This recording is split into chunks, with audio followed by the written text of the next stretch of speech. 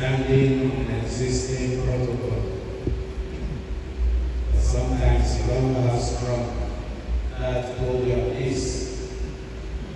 I thank the rector for welcoming me and introducing every person present here. So I warmly welcome all the rectors who are here present, who from the diocese, not just the seminary, but the diocese and our province. I welcome the representatives of the rectors, all the priests, deacons, consecrated persons, as the rector duly introduced, and all the members of staff. And my dear seminarians, good evening to you all. I am happy to be here, and I said to myself, no matter the tiredness, I will make time to come and be with you, even if for 30 minutes this evening. So happy to have shared a very lively breakfast you pray this evening, and to thank you especially for what you have embraced, the priestly vocation, the formation to become priests. We are indeed grateful to God for you. I said I must come today to make you know how happy I am. This is the first time that diocese, the seminary here is hosting, I am sure. And by the time I retire, the seminary will have been hosting it again. So I know I will later, and I said, I will not miss this for the world. So I am happy I am able to come and be with you. I can also say, in the name of all the bishops in Nigeria, and in particular the bishops of our province, ably represented here during the opening mass by Bishop Auchi, Most Reverend Gabriel Dunia. I welcome all of you,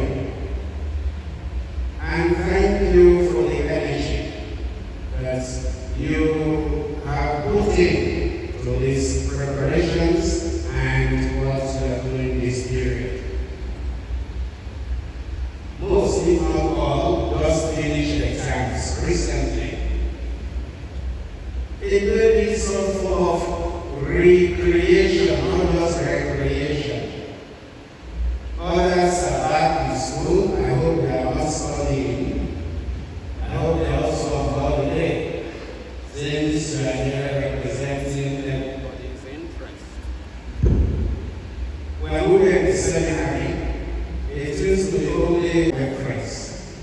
So if those who got to the finals that continue to make enemies, the rest of us started enjoying back we left home.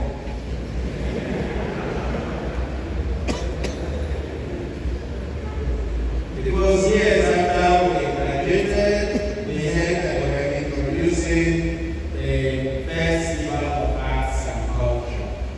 And I am particularly happy that it happened after my time, because I could not have qualified.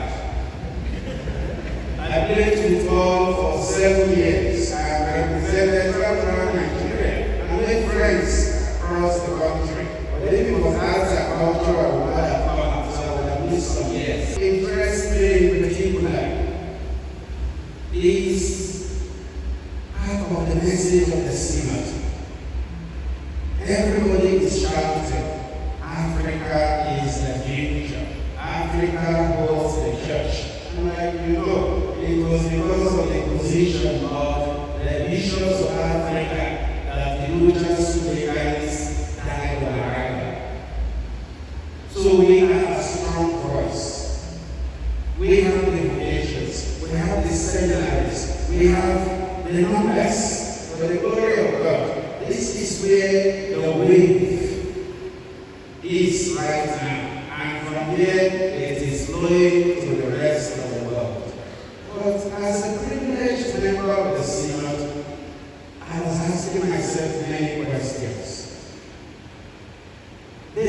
on some of the questions that people were asking. And one question that is strong is, what has Africa to offer the church? That is a question you must be ready to address as you are preparing for the priesthood. I will resist mentioning his name, but he is not a cardinal, a Dominican scholar, sarcastically said years ago, Africa has nothing to offer the church except dance and clap.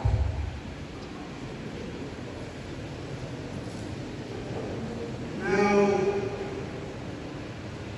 you may feel, what? If they come here and watch you dance, they will say we said it.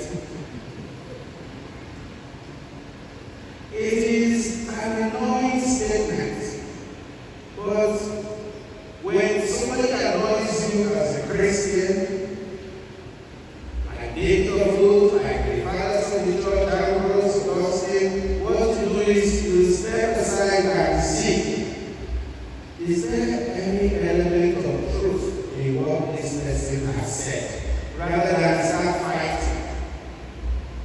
Because today, many ordained priests and even seminarians are deriving joy from waxing music, within creating podcasts, even now you see clowns dancing with chasuble, and again they are blessing people, and they are asking, is that brilliant right after all? Africa has been the strong foundation of the church. You cannot put the teachings of the church without mentioning St. Augustine. And Augustine is not just words, he is African. When a human being is successful, he is everybody's prophet. When he is a failure, they refer him not just to his village but to his household. Everybody claims Augustine. I once went for an exam as a postgraduate student in Rome, and the professor asked me, "You're Augustinian?" I said, "Yes, sir." I smiled. He said, "Stop smiling. Augustine runs to all of us." Because he is successful. We made a joke. Africa saved Jesus when hell was after him. Augustine and go head to the fine. Augustine and Athanasius. There is no time you go to the creed. You don't think about Athanasius and the Horus on the progress. Augustine and Athanasius had to develop doctrine. Africans. And today, the world needs Africans. Every time we talk about inculturation and culture, I keep reminding people, let us not celebrate how we do things, but why we do what we do. And I think this is a message to all, since all the seminaries are here. It is not how we do it, how we dance, how we eat, how we greet, why we do it. Once you have the why, you can begin evangelization. In the course of these years, and especially during the synod, I have developed more interest in African anthropology.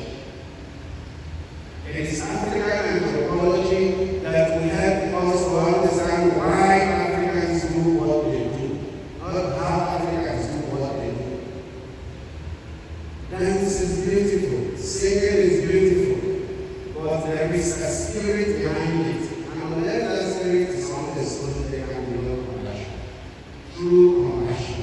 For us to really transform the church, we need true compassion. Compassion that comes from inside. Every time I hear a culture, 5 words come to mind. Number 1 is action. what people do. Number two is practice. Action becomes practice. Practice becomes tradition. Tradition becomes custom. Custom becomes culture. These 5 words are important as we dance and celebrate our culture. Many of us enjoy the entertainment, but let us not forget that as we try to keep alive what makes us distinct, we must be able to respond to what makes us distinct with the gospel. And this is my appeal. Many of you, my dear sons, should be interested in anthropology. If we don't have it, new churches are springing up. New forms of religion and ATM is becoming more serious. Watch the television.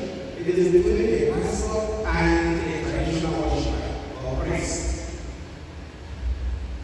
And these are the people we have to combat, whether we like it or not. But unless we understand, many of you may even know how juju is done more than the need of transubstantiation in the future. Because many people go into ministry, they are trying to find a way to begin modern juju with the cross. And it's because there is no deep understanding. Of course, there is universal anthropology, but we need the African understanding of man and woman to be able to relevant and have true compassion. This for me is the challenge of the synod. It is a challenge we are need to Europe. They have not enough studies, and I say Europe, we are calling them today the global class. They have not enough studies and they are tired. Today they are so having children. They are going into the robotic world. They are providing a lot of rubbish. Then we have been called to evangelize them. But how do you give what is not intrinsically yours? So as we dance, recalling what our people used to do, I always say, please don't stop. And find out why they do what they used to do.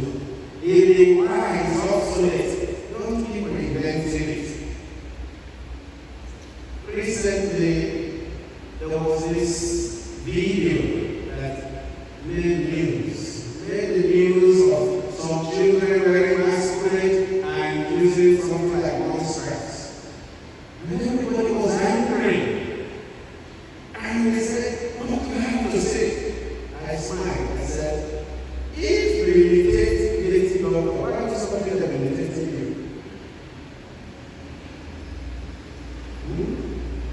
I don't consider that. That you spend your energy practicing drama to imitate Lady doctors. Even recently, all of our brothers got confused. And because of the art of rainmaking, after 17 years of priesthood, he decided to go and start worshiping juju. So the farmer, the good thing is not only priest in traditional religion, they are with them.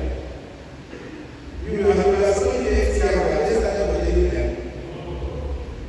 So a man abandons all the years of intellectual formation for the way people are rejected.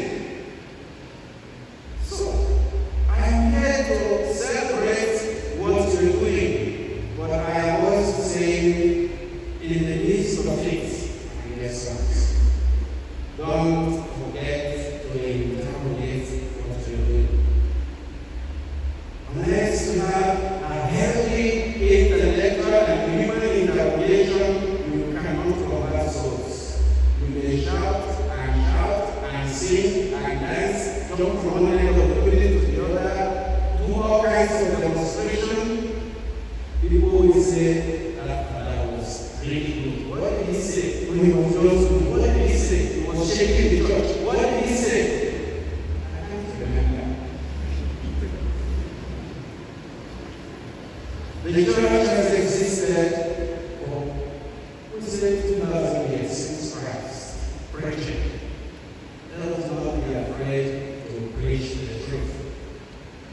we thank you for coming. We thank God for granting you traveling mercies. But going forward, I am challenging all of you from the 14 seminaries in the course of your research.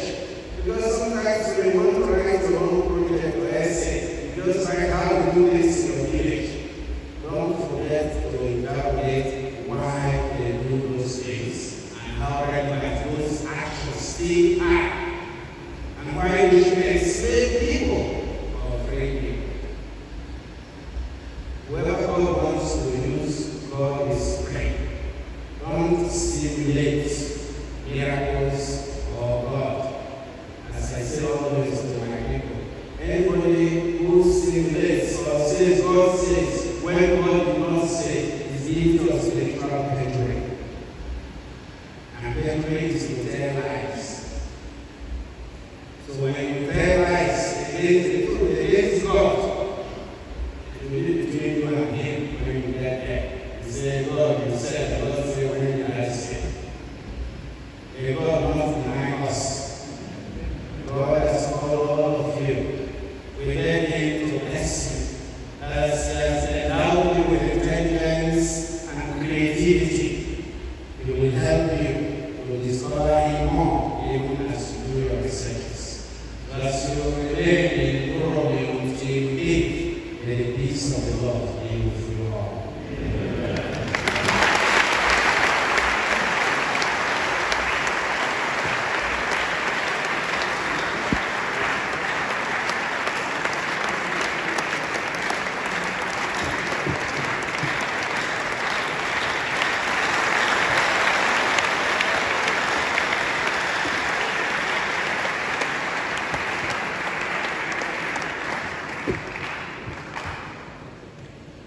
On behalf of all of us, I'd like to thank sincerely our Lord